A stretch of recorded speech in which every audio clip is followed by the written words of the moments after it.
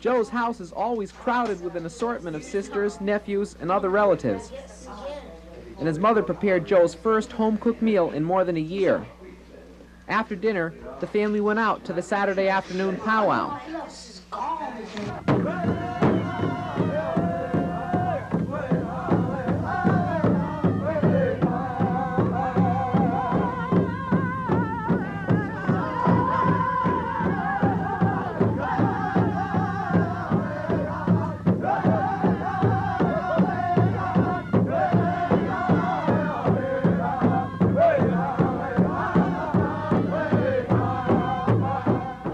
But besides the powwows, there are very few recreational activities on the reservation. Much of Joe's family spends their days in front of the TV set watching the soap operas. Bertie, you watch this every day? Every single day? Yes. You got anything else to do? Nothing. There are only 2 factories for 16,000 people, and the unemployment rate is 60%. Do you work? You got a job? No, right now, not right now. I used to work in a factory, you know. Yeah. You know. But you don't work now? No, huh? You got a job? I'm a disabled now. No way, I'm disabled. You're disabled? Yeah, we're both are disabled now. So. Unfortunately, the unemployment is complicated by alcoholism. What I found here, look at this. Yeah. Is this what you guys are drinking? That's what they're drinking. By law, no liquor is allowed on the reservation, but it only took 2 minutes to find the bootlegger's house. On the house on this side. Yeah. You just got that? You just bought that now? You bet. How much did it cost you? $1.50. $1.50. And which one you bought in this house here? You bet. For the bootlegger? And Here comes all my friends. all these people here now? You bet. They're all coming from the bootlegger? You bet. But there are many people who work hard. Joe's sister Phoebe is employed as a payroll clerk, and another sister is the assistant prosecutor at the local courthouse. And they never said nothing to me about coming back to court or anything. So does that mean they're going to arrest they'll me? probably got a warrant for your arrest on those charges. But despite his sister's success, Joe is still struggling, trying to find his own identity.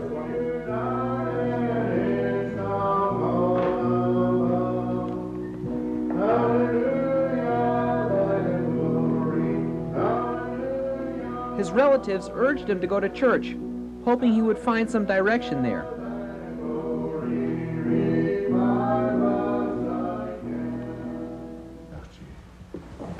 In the name of Jesus and anoint Joe. And we pray and rebuke every works of Satan from him.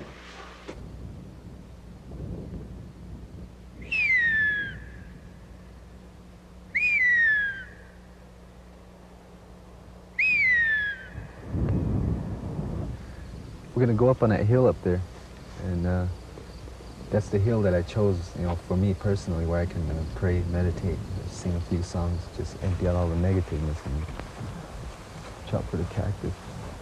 Joe Kilswright is torn between modern America and his native heritage. There is strength in his traditions, and he is searching for it.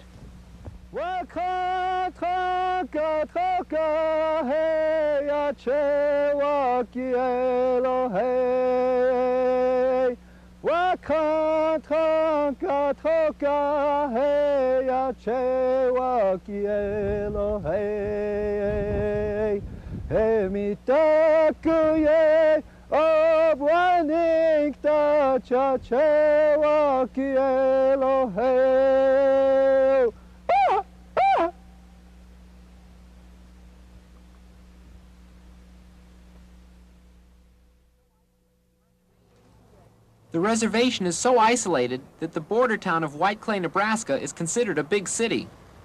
There are only 6 stores, and the most popular commodity is beer. We filmed some of the customers until someone objected.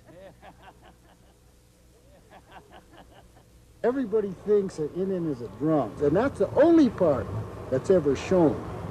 Now, just like you guys are coming here, and you're showing, you're going around, you're getting pictures of people coming out here with beer. What are some of the things that we should be showing? Well, show something positive. We've got... One improvement is that the tribal government is becoming more responsive. They now oversee many of the social services on the reservation. But there's so many problems. In housing, for example, the conditions are still terrible. You got any electricity?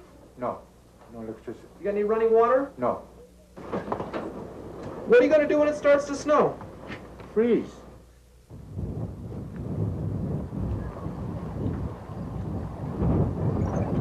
This is your bathroom, huh? What year is this? What? What year is it now? What year is this? 1980. And you're living like this in 1980? And I'm a veteran too. To improve sanitary conditions, the tribe has started to analyze their water. Do people actually drink that water? The water is used for drinking. A good percentage, a large percentage of the infants or the small children in this area are sick or weak. We don't know why, but this is one of the good. This speaks for itself. After years of neglect, a visiting nurse service now regularly attends to isolated patients who live back in the hills. Your blood pressure is almost normal today, Julie. When do you have to go back to see the doctor at the hospital? What? When do you have to go back to the hospital to see the doctor? But perhaps the most promising change is in the schools. Patch, P-A-T-C-H.